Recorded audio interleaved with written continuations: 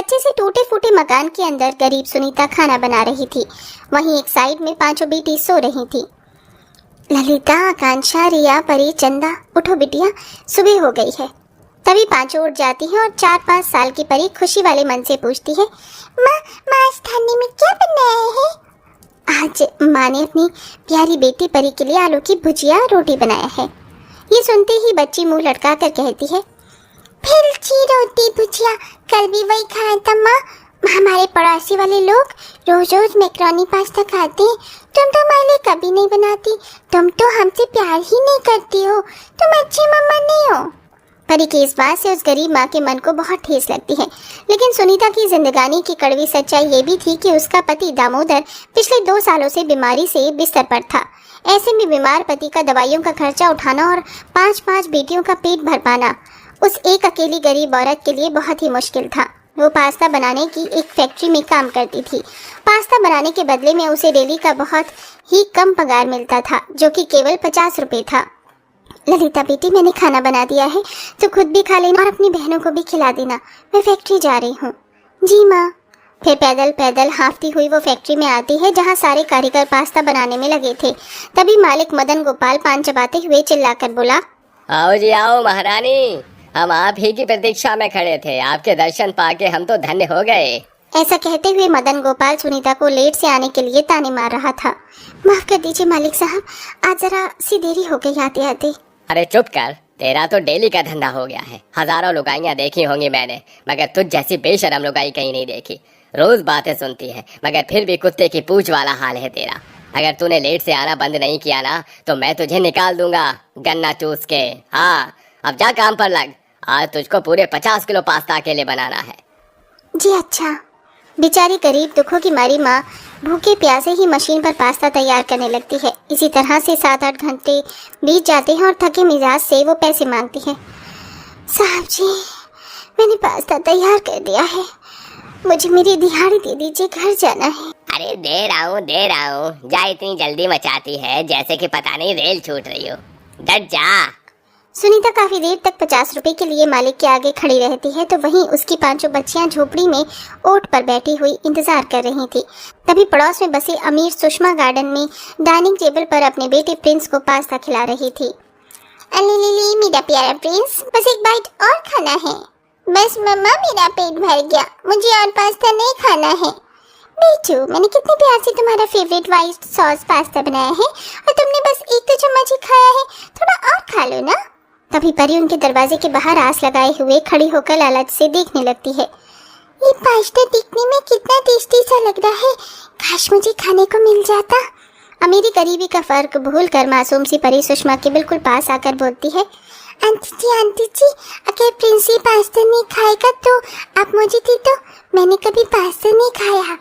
तभी बच्चे की फटी पुरानी फ्रॉक और खाली पेट देखकर अमीर पड़ोसन सुषमा घिन करते हुए उसे भगाने लगती है। इस लड़की के शरीर में से कैसी कटर जैसी बदबू आ रही है। ए लड़की, तेरी गरीब बात तुझको नहलवाती धुलाती नहीं है क्या? कितनी गंदी है री तू, चल जा मेरे घर से। डबडबाई आंखों से परी फिर से पास्ता खाने की इच्छा को दोहराती है। आंटी जी, आप मुझे पास्ता दे दो ना प्लीज, प्लीज दे दो ना, मैंने कभी नहीं खाया, मैं इसे खा लूंगी, बहुत भूख लगी है, मेरी माँ भी काम पर से नहीं आई है। लेकिन फिर भी उस पत्थर दिल औरत का दिल नहीं पिघलता। वो गुस्से में जोर से उसे धक्का मारती है। एक बार बोले पर समझ नहीं आता, चल जाए यहाँ से। तभी दौड़कर सुनीता बेटी को तड़पते हुए उठा लेती है। लाडू, तू ठीक तो है? अरे ओ गरीब पड़ोसन, हद में रहे अपनी बेटी को। जहाँ किसी के घर में अच्छा खाना बनता है, कुत्ते की तरह सूंघते हुए आ जाती है खाने। गरीब फटीचा लोग। पड़ोसन से अपनी गरीब जिंदगानी का उपहास सुनकर सुनीता परी को खींच कर लाती है और थप्पड़ लगाती है। पिताजी। तभी बिस्तर पर बदहवास हुआ पड़ा पति दामोदर बोलता है, अरे क्या हो गया सुनीता, क्यों मार रही हो उसे? हाँ माँ, छोड़ दो ना, जाने तो बच्ची है।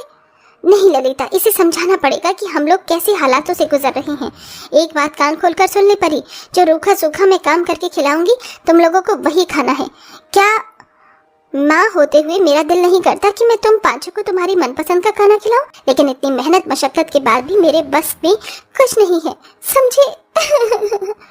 कहते कहते लाचार गरीब माँ फूट फूट कर रोने लग जाती है। तभी परी सिसकते हुए आंसू पोंछ कर बोलती है, माँ मत रो, चुप हो जाओ। आज के बाद मैं तुमसे पास्ता नहीं मांगूंगी, जो बनाओगी वही खा लूंगी, मेरी बच्ची।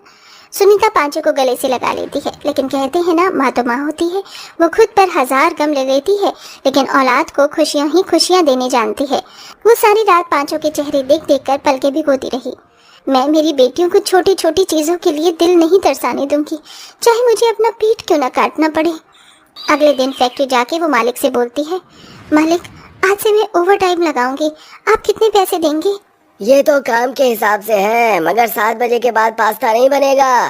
चावलों की थ्रेसिंग का काम होता है और उसके लिए कोई अलग से मशीन नहीं है। सूप से फटकना होगा तुझे, बदले में 50 रुपए उसके ले लियो तू। 50 रुपए मिलने के लिए सुनीता सहमत हो गई और रात के 8-10 बजे तक काम करने लगी और थक कर चूर होकर घर लौटा करती।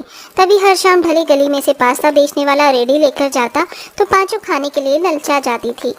पास्ता खा लो, pasta, masala pasta, garlic pasta, white sauce pasta. आओ प्यारे बच्चों, आओ पास्ता खा लो। पांचों की जुबान से लार टपकने लगी और आकांक्षा रिया ने कहा, दीदी पास्ता देखने में कितना चटपटा लग रहा है, काश हम पांचों भी कभी जिंदगी में उसे खा पाते। लेकिन हमारी किस्मत में पास्ता खाना नहीं है, क्योंकि हम गरीब हैं ना ललिता दीदी। हाँ बहनों, तुम सब तो जानती हो माँ कितनी दिक्कत दुख और परेशानी से कमाकर हमको खिलाती है। हमको ऐसे में माँ से ये सब खिलाने की डिमांड नहीं कर सकती, वो कहाँ से लाएगी।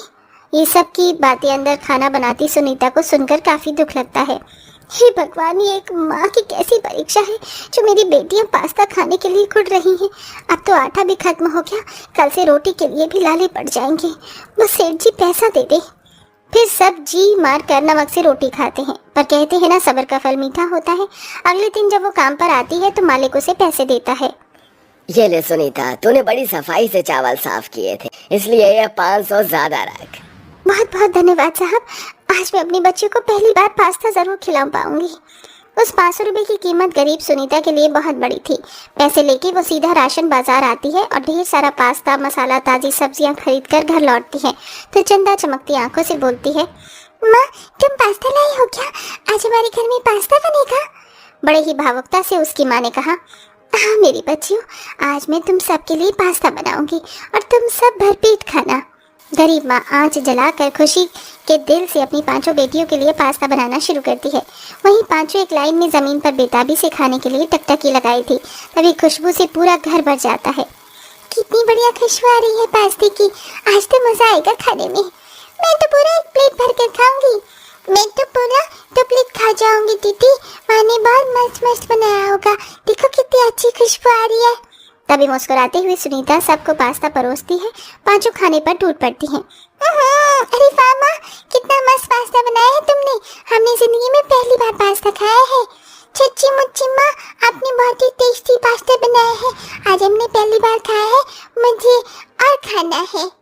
अपनी पांचों बेटियों के चेहरे पर पहली बार पास्ता खाने की खुशी देखकर झलकती आंसुओं से वो गरीब माँ कहती है, हाँ लेना लाडो, खा पेट भरकर अच्छे से खाना, मैंने तुम सबके लिए बहुत सारा बनाया है, कम नहीं पड़ेगा। पांचों दिल भर कर पास्ता खाती हैं और ललिता बोलती है, माँ जब आप इतना टेस्टी पास्ता बना सकती हो तो फिर आप फैक्ट्री में क्यों काम करती हो?